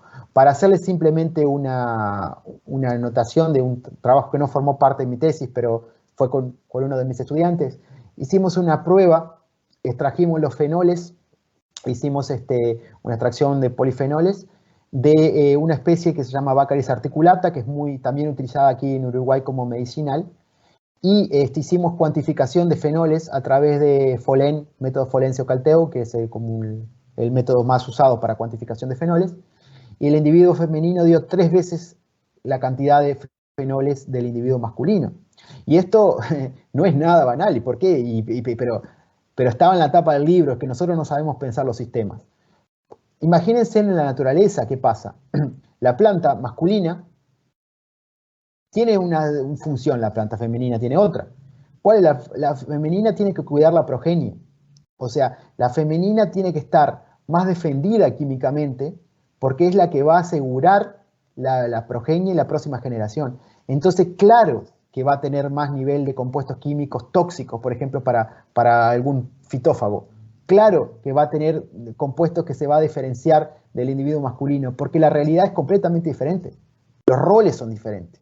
Si fueran plantas hermafroditas que tienen exactamente la misma función en el ecosistema, no debería haber diferencia. Pero si estamos hablando de una planta que tiene que tener la semilla, que tiene que tener el fruto, obviamente que va a tener una diferencia. Y eso nosotros recién lo estamos entendiendo. Hay un estudio de una planta que se llama Tinóspora coridifolia, si no estoy mal, que es de la medicina ayurvédica, que justamente evaluaron el nivel de alcaloides en individuos masculinos y femeninos y se dieron cuenta que no es nada que ver. Entonces la respuesta es sí, hay diferencias y hay que empezar a entenderlas. Y otra cosa es, por ejemplo, estas diferencias masculinos-femeninos no son banales y no son, ¿cómo decirles? No son reproducibles tampoco en todos los ecosistemas. Si ustedes van a las islas, por ejemplo, que Colombia tiene islas, en las islas van a encontrar muchas más especies dioicas. Eso está reportado en la bibliografía. Y eso hace que los ecosistemas en las islas sean muy diferentes químicamente a los ecosistemas en tierra firme, por ejemplo. O sea, que realmente si de repente estudia la misma planta, macho y hembra, en una isla, capaz que no es la misma que si la estudiara en el continente. Jairo, si me permite solo hacer un comentario sobre el tema también, complementando un poco lo que habla el doctor Manuel. Esse tema é bastante amplo, não? Uno tem que mirar o metabolismo secundário de plantas como algo muito dinâmico. Se um insecto se alimenta da planta, a planta tem uma resposta que é metabólica, não? De incrementar a produção de certo metabolito para defender-se da planta. Só para que os profs que não são, quizá, da área química ou biológica, possam entender um exemplo prático. Quando uno vai fazer, por exemplo, cultivo de uvas para fabricação de vinho, muchas veces uno protege las uvas para que los insectos no la depredem, porque un insecto que va y muerde la uva hace una respuesta. ¿Qué respuesta es? La síntesis de metabolitos secundarios para defenderse del insecto, ¿sí? Y este pequeño cambio metabólico cuesta energía. Entonces la uva va a gastar parte de su glucosa, de su amilosa, para fabricar esto. Entonces la uva no queda tan dulce, si no queda tan dulce, pierde el valor. Entonces, miren cómo el metabolismo secundario, factores como depredación, la temperatura, la composición del suelo, todo eso afecta el metabolismo secundario de plantas, ¿no? Y, exacto, profesor Henry, va a tener un impacto grandísimo a punto de medicina, ¿sí? Imagínate tú que tú tomas un té y el té fue colectado en una determinada condición. Es posible que ese té tenga mayor concentración de que un té de otra persona que lo colecta en otra época del año, por ejemplo.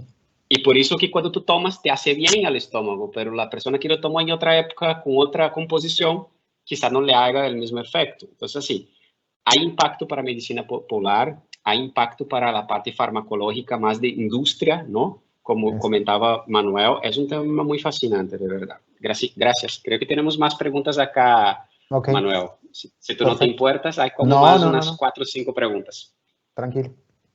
Dale, Jairo, te doy la palabra. Por acá tenemos otra pregunta de parte de Carolina. Dice, felicitaciones por el lindo trabajo. ¿Cuáles fueron los datos más significativos arrojados por el modelo molecular y la identificación del potencial electrostático? ¿Son compuestos apolares, predominantemente positivos, similares o tienen grupos prostéticos? Bien,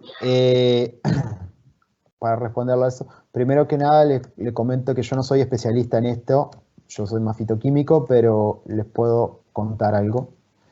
Aquí lo que fue muy interesante fue en esta región que había, que obviamente ven lo que está en rojo, significa que tienen más potencial electrostático, y fue muy interesante porque esto nos dio un indicativo de la reactividad química. Entonces, cosas que yo no puedo decir en este momento, pero por ejemplo, miren aquí. Cuando uno hace, y los que saben química, cuando hace una epoxidación, se hace con el cloro perbenzoico, se hace a través de un doble enlace. Pero miren qué situación yo tenía. Yo tenía un doble enlace aquí, tenía un doble enlace aquí y tenía un doble enlace aquí. Entonces, ¿dónde se me epoxidaba? ¿Aquí, aquí o aquí? Y la respuesta fue que el predominantemente se epoxidó en este lugar. ¿Y por qué se epoxidó en este doble enlace? Porque justamente tenía mayor densidad de carga en esa región. Entonces, esto nos permitió saber eso. Después también se hicieron comparaciones con compuestos que tenían actividad biológica y nos dio para saber, por ejemplo, que el acetato carquejilo no tenía mucha actividad biológica y el carquejol y el carquejifenol sí. Y eso después, tampoco lo mostré por tema de tiempo, pero fue la actividad biológica, fueron los compuestos que dieron, ¿okay? Contra el veneno de la serpiente. O sea que lo que nos da relacionado al el estudio teórico, después tiene un correlato en la realidad. Todos estos estudios son muy importantes. De hecho, también otra cosa que le puedo responder es que pudimos ver por qué cuando uno, tenía este tipo de compuesto, este es el carquejol, tenía 4 estereoisómeros, pero solo aparece uno en la planta. Entonces, ¿por qué parecía eso? Y bueno, era por el tema de los impedimentos histéricos y por el tema de los conformeros. Todo eso hacía que un compuesto sea uno de los enantiómeros, de los estereoisómeros sea el que sintetiza la planta y no el otro. O sea que esto realmente, el estudio molecular, el estudio de química computacional es importantísimo para describir esas cosas. Y para que sepan, por ejemplo, con estos estudios nosotros predecíamos los espectros de RMN. Están las referencias aquí en los trabajos, si les interesa. Aquí está la referencia de los trabajos. Describíamos los espectros, predecíamos los espectros de RMN, predecíamos los espectros de infrarrojo, predecíamos los espectros de ultravioleta y había altísima correlación. Podíamos ver exactamente las frecuencias de las vibraciones, incluso de infrarrojo, y eso era toda información importante para saber que estábamos con nuestro modelo, estaba correcto. No sé si quiere alguna cosa que le conteste más específico de algún tema. Ok, profe, muchas gracias. Por acá tenemos... ¿Sí, profe? Ok. Bueno, por acá tenemos otra pregunta más de parte de Sebastián. De muy buena presentación, muchas gracias. Yo quería saber si se han observado cambios en el comportamiento de las especies que estudias por el aumento de gases de efecto invernadero, o cambios en el tiempo de la vida de la planta, o mayor o menor crecimiento. Bien. La respuesta es que yo no he trabajado con ese tipo de enfoque. Sí hay trabajos en la biografía que lo hacen, y para decirles un caso típico, se han hecho trabajos en pinos en diferentes condiciones de gases de efecto invernadero, entonces se le ponen en ambientes cerrados y ven que las plantas reaccionan aumentando, por ejemplo, en el caso de los pinos, aumenta la concentración de pinosilvina con respecto a los árboles que no están sometidos a mayores gases de efecto invernadero. O sea que sin duda que hay cambios porque las plantas sensan el ambiente. ¿Tá? Yo eso no lo estudié, eso es otra metodología, pero le puedo decir que sí, que no lo sabemos todavía, porque claro, cuántas plantas hay, pero que sí varían con relación al cambio climático. Y otra cosa que le puedo contestar a eso es, hay un estudio aquí nomás, lo debe saber el profesor Carlos, por ser él es gaullo, aquí en el Río Grande do Sul, en la región cerca de la frontera, hay mucho carbón, cerca de la frontera de Uruguay-Brasil, hay mucho carbón en la región que se llama de Candiota, y lo que se ha observado, que las carquejas, las Baccharis trimera, de esa región son, cuando le hicieron análisis de genotoxicidad, se vieron que eran genotóxicas. Entonces las personas dijeron, pero ¿cómo? La planta, uno toma un té y es genotóxica. Pero cuando se fue a ver por qué era genotóxica, era por la alta concentración de metales pesados. Es lo que decía hoy el profesor Carlos. No es solo el tema del metabolismo de la planta, sino es el ambiente que está rodeado. Entonces, si yo tengo mi planta expuesta a contaminación, claro que va a cambiar el metabolismo, pero aparte va a acumular compuestos tóxicos porque no puede detoxificarlo. En algunos casos capaz que detoxifica, pero en otros, como los metales pesados, va a acumular Y eso es importantísimo para la medicina. Imagínense tomar un té de algo, de una planta que está así con genotoxicidad. Uno por eso nunca, jamás tiene que tomar té o cosas así de plantas expuestas a condiciones antrópicas. Entonces, a mí me ha pasado mucho. Yo no trabajo con muestreos en lugares donde aplican herbicidas. No trabajo. No quiero un factor que me modifique el metabolismo por la aplicación de herbicidas. Ok, gracias, profe. Por acá tenemos una última pregunta de parte del público, de parte del profesor Fabio Fuentes. Dice, Manuel, muy interesante la conferencia y gracias por compartirnos sus investigaciones. Tengo algunas curiosidades sobre el tema. 1. Okay. ¿La técnica de extracción utilizada puede afectar la recuperación de compuestos termolábiles o la degradación de determinados compuestos? ¿Qué medidas se implementaron para disminuir este tipo de efectos? Esa es la primera que tiene. Bien. ¿La respondo en serie? ¿O todas juntas? No, si quieres esta primera. Bueno, ok, perfecto. La respuesta es sí. Existe degradación, existe, porque en realidad, o sea, estamos calentando. ¿Tá? Entonces, esa es una realidad. Ahora, dentro de las metodologías de destilación, esta es la que menos, se sabe por bibliografía, es la que menos artefactos genera, pero que lo genera. Y la forma de que yo lo vi, y lo puedo asegurar, es por los compuestos que yo hice comparaciones, no viene el caso ahora comentarlo cómo, pero hice comparaciones directas con extracción con fluidos supercríticos y con extracción con arrastre con vapor en diferentes condiciones, y con algunos compuestos que no los podía determinar, por ejemplo, volátiles de hoja verde, que no los podía siquiera, el método supercrítico me lo sacaba, ni siquiera con él los podía obtener, sí lo obtenía por esta metodología. ¿Ok?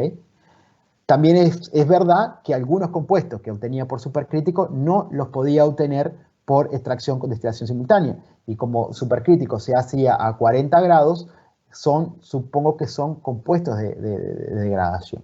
Eso es así. Cada vez que hay evaporación, cada vez que hay, ebullición, estamos a riesgo de que la planta generar artefactos.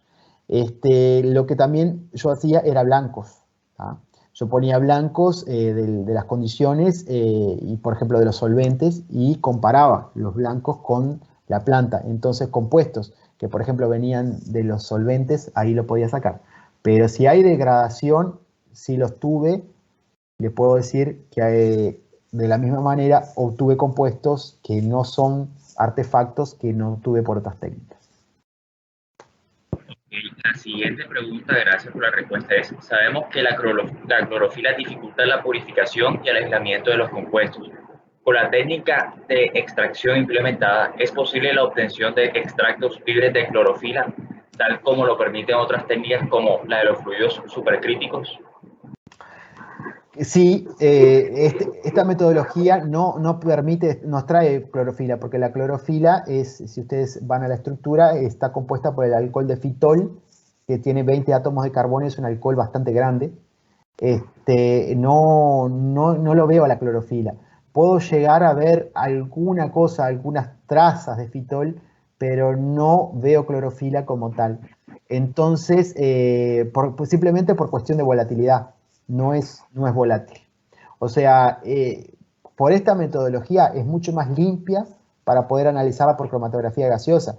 Yo he hecho la prueba de hacer una extracción con solvente normal, con hexano, y poner la planta directamente con hexano, y pinchar directamente en el cromatógrafo gaseoso, y los que conocen el instrumento, adentro del liner, adentro de la lana de vidrio, queda negro. ¿Ok? Entonces, todos esos compuestos no volátiles que extrae el hexano, cuando está en contacto directo con la planta, aquí en este sistema no está en contacto directo. El hexano está en contacto directo con el vapor que arrastró los compuestos de la planta, no con la planta. Esa es una diferencia, pero sustancial. Entonces, esos sistemas me hacen que sea una extracción mucho más limpia que extraer por solventes, por ejemplo. Convencional. Ok, profe, no, la verdad, muchísimas gracias por su presentación y también por todas las respuestas brindadas, la verdad que muy acertadas, y gracias también al público por estar tan participativo el día de Muchas hoy. gracias. Y bueno, de esta manera creo que podemos dar cierre al evento. Muy buen debate científico se generó el día de hoy. Nuevamente gracias por su aporte y queda Ok, cordialmente invitado a próximos eventos que también realizamos. muchas Entonces, gracias. no sé si el profe Carlos quiere dar unas palabras finales para cerrar el evento. Gracias, Jairo. No, Jairo, solo reforzar los agradecimientos personales, los agradecimientos del equipo también, Manuel. De Muchas verdad que es gracias. un trabajo muy fascinante y como tú ves, desperta mucho la curiosidad. Tenemos Sí. un buen equipo de profesores investigadores y creo que ahí quizá a futuro podemos hacer espacios un poco más interactivos, ¿no? Para que la gente pueda interactuar contigo. Ok, Ojalá, ya que tú tienes tantas ganas perfecto. de vir a Colombia, a ver si pronto lo hacemos. Hay que O ir a si Colombia.